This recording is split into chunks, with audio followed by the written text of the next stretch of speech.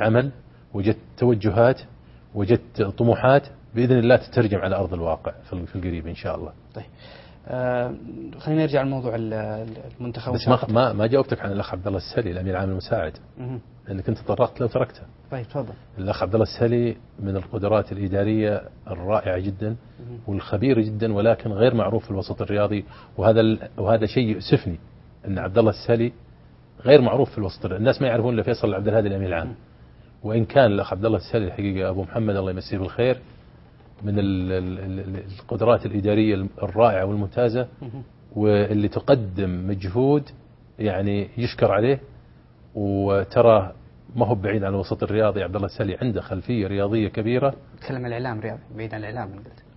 هذا هو. فهو الإعلام لو حاول إنه يصل لعبد الله السلي ويسأل عبد الله السلي ويجيبه على الكرسي هذا ويسأله بعض الأسئلة اللي تخص عمل الرياضي، فهو إن لم يكن مثل فيصل فهو أفضل من فيصل. طيب احنا نقدم له الدعوة بالخلفية الرياضية اللي موجودة عنده. احنا نقدم له الدعوة الآن على الهواء مباشرة أن يكون ضيف في مكانك بإذن الله في اليوم اللي يختاره إن شاء الله يجيكم. طيب يعني نرحب بأي يعني معك أنت ولا مع أحد ثاني اللي يبغى مرة. شوف شلون في أكثر من كذا دلع ما عندنا مشكلة. خلاص ليش إذا كان معي ما هو بجاي؟ لا بس أبغى أعرف من بدري عشان أعطيه الاستراتيجية اللي يمشي فيها. جيب معك روت. طيب نرجع لموضوع الخليج، بس فيه على طاري كأس الخليج الزملاء تواجدوا بالأمس في احتفالية المنتخب السعودي للشباب مناسبة تأهلهم لكأس العالم، ويعني نشكر لهم الدعوة، والتقوا بمدرب المنتخب. حقيقة هم وجهوا لي حتى أنا الدعوة، أنا أعتذر عن عدم الحضور لظروف خاصة. بصيروا تواجد طبعا في هذا الاحتفال والتقوا معه الزملاء. نتابع ثم نعود. سؤالي أنا بتكلم معاه الآن عن المنتخب الأول وبتسأل تحديدا عن كأس الخليج، وهي البطولة القادمة للمنتخب السعودي. كيف يرى السيد بيسيروي هذه البطولة؟ كيف يرى أيضا السيد بيسيروي إعداده لهذه البطولة؟ Eu quero perguntar sobre a seleção, primeira seleção, especialmente sobre a competição do Golfo, Taça do Golfo. Como você está achando, a tua opinião sobre a preparação da seleção e das chances da seleção nessa competição?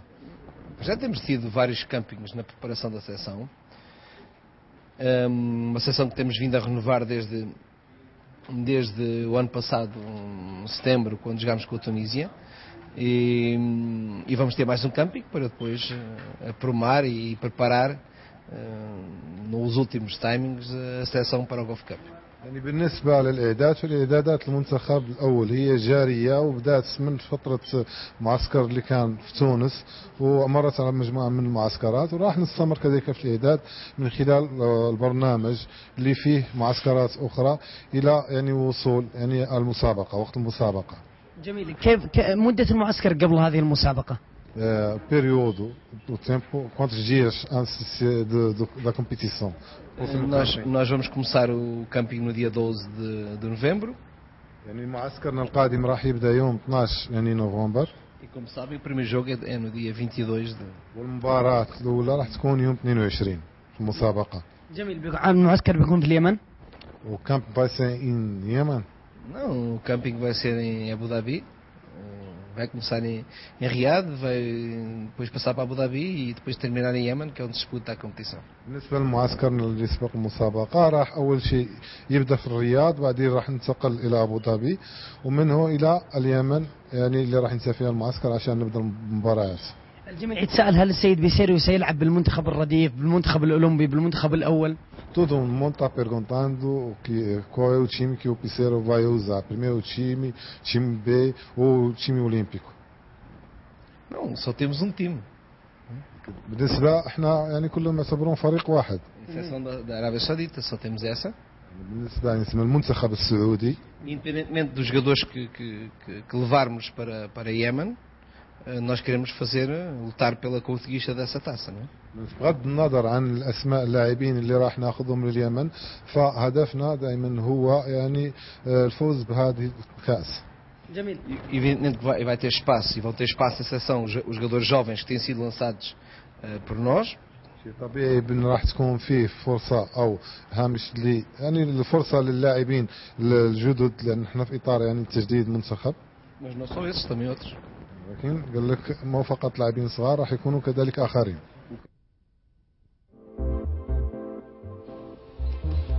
طيب ما ادري اذا كان في جزء ثاني شباب. طيب استاذ فيصل، الحديث الان عن بوسيرو. بيلعب، يقول ان المنتخب فريق واحد. احنا كنا نتحدث وانقطعنا الحديث عن موضوع مشاركة المنتخب في البطولة. هل ترى انه بشكل عام بعد الحديث عن مشاركة بفريقين واستعداد المنتخب ان البطولات الخليجية اصبحت عبء على الاتحاد السعودي؟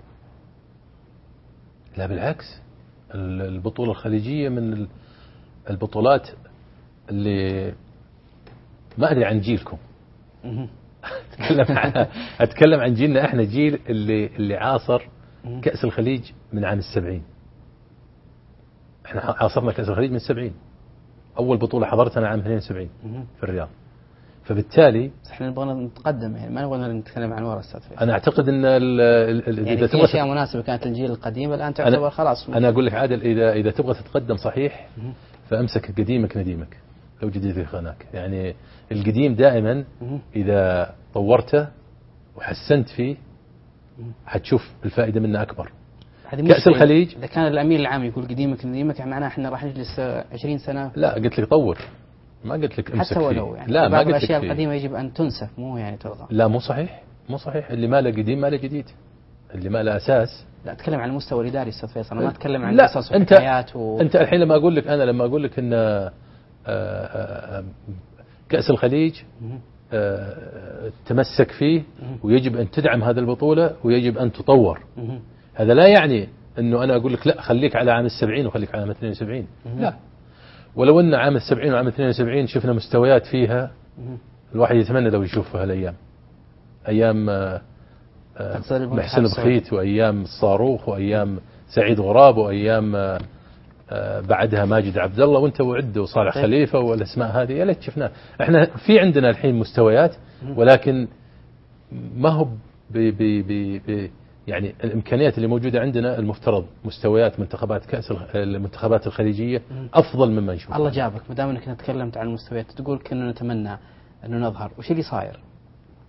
في غياب، بغض النظر عن تاهل المنتخب انا اقول لك اللي صاير. لا على مستوى الفرق ولا على مستوى المنتخبات. كيف غياب؟ أتكلم عن إنجازات، أتكلم عن مستويات، ما هو غياب. أنت وصول الهلال والشباب لدور نصف النهائي على مستوى آسيا، هو هذا غياب يسمى؟ أنا إذا أنت تعتبر غياب أنا ما أعتبر غياب. إحنا بالفترة كنا نتمنى، أنا واحد كنت أتمنى أن الهلال والشباب يلعبون على النهائي، أو على الأقل واحد منهم يلعب على النهائي ونحقق البطولة. ولكن عدم الوصول لهالمرحلة هذه هذا لا يعتبر إخفاق. يعني ليش إحنا نمسك انه اذا الفريق السعودي اي فريق كان او المنتخب السعودي في اي فئة كانت، اذا ما وصل، اذا ما اخذ الكاس نعتبر اخفاق، وكأن آسيا او منطقة آسيا ما فيها الا المنتخب السعودي. يا اخي اخر بطولة آسيوية المنتخب السعودي لعب نهائي كأس آسيا مع العراق. انا كنت اتمنى والمنتخب راجع الى المملكة يحصل له استقبال. يا أخي استقبل المنتخب وراجع بالمركز الثاني على مستوى آسيا. وين كوريا؟ وين اليابان؟ وين استراليا؟ اللي احنا دائما نقول، اسمعني بس، اللي احنا دائما نقول المنتخب الياباني، المنتخب الكوري، المنتخب الاسترالي، صح ولا لا؟ طيب وينهم في نهائي آسيا؟ المنتخب السعودي، المنتخب العراقي. 2007 احنا في 2010. مشكلتك دائما تتكلم عن ما في كاس اسيا، ما في كاس اسيا، في تصفيات كاس العالم. اسمعني، في بطوله خليجيه، تصفيات كاس العالم. انت طلعت من هالتصفيات هذه او لم تتاهل بالتصفيات هذه بشكل طبيعي؟ ما هو بشكل طبيعي. لا مو بشكل طبيعي. شلون يعني؟ انتم الاعلام تكلمتوا عنه اللي هو نرجع نفتح لا قل لي معنى مو طبيعي. وش المضاد؟ نرجع نفتح صفحات احنا قلبناها. احنا في صفحات قلبناها وخلاص. يعني قصدك في احد لا ما فعل يعني. انت ليش تقول قصدك؟ انا ما انت تقول مو طبيعي. اذا طبيعي مو طبيعي يعني واضح. انت لسه متزوج لك 4 شهور لا تستعجل علي. أنا متزوج لي 27 سنة يختلف الوضع. طيب أنا ما عندي أنا قوة، براعي، ما عندي قوتك، براعي فارق السرعة، فارق السن، إيه فارق السن، طيب. فراعي فارق السن وفارق السرعة أيضا. ف... طيب. لا السرعة ترى أسوقك إلى الآن. أنا أتمرن ورياضي. أفاك على القوة إن شاء الله. صفحة كأس العالم وعدم التأهل هذه طويناها. مه. أنا أقول ما نبغى نفتحها. طيب ما نبغى نفتح، خلينا ما خلاص نفتح. هي كأس العالم إذا بغيت الحق. أنت المنتخب السعودي أنا أقول لك إياها بكل أمانة، ما لم يحصل على المقعد الأول محل كوريا الجنوبية، كان المفترض يحصل على المقعد الثاني محل كوريا الشمالية. هذا باختصار أقول لك إياه. كيف ما وصلنا، ليش ما وصلنا، طيب. أسباب ما وصلنا، صفحة وانطوت مثل هذه، صفحة طيب. وقلنا فيها كذا خلاص. الحين الصفحة القادمة هي كأس الخليج. الصفحة القادمة كأس الخليج. خليني بس أخذ اتصال عشان ما يطول معنا خطنا، جالسين مع بعض. لا أنا الساعة 12 أنام ترى. تنام؟ إيه، فأنت إذا ما خلصت من 12 تحصني نايم معك هنا. طيب أبى أخذ عيد الثقيل، رئيس القسم الرياضي في صحيفة الاقتصادية. مساء الخير عيد. يا هلا، مساك الله بالخير اخوي عادل. يا هلا والله. اهلا وسهلا بك، تفضل. اولا مساء بالخير والله استاذنا فيصل عبد الهادي. حياك الله. يمكن اختلف معك بنقطه، يمكن هو انا اشوفه يمكن متحامل على الاعلام شوي، يمكن ذكر امثله حتى بسيطه يمكن عممها على يمكن الاعلام الرياضي، وانا في هالنقطه يمكن اختلف معه. ما نقدر حتى يمكن نعمم حتى على الاتحاد السعودي بسبب يمكن خطا من عضو لجنه ونعمم على الاتحاد اكمله. فاعتقد انه تعميم الامر او تعميم الميول وطغيان الميول على الاعلام امر صعب. لكن انا يمكن لحقت على يمكن من حديثكم شوي كان اعتقد انكم تتكلمون عن المعلومات اللي وردت في الفيفا بخصوص البطولات. نعم ولا لا؟ نعم، احنا كان الاستاذ فيصل يقول انه ارسل خطاب استفسار للاتحاد الدولي بانه ما نمدكم بالمعلومات، صحيح؟ صحيح. نعم، وينتظر رد خلال 48 ساعة. يعني بالعكس يعني نرحب ونشيد صراحة بهالخطوة. نعم. التحرك من أمانة الاتحاد.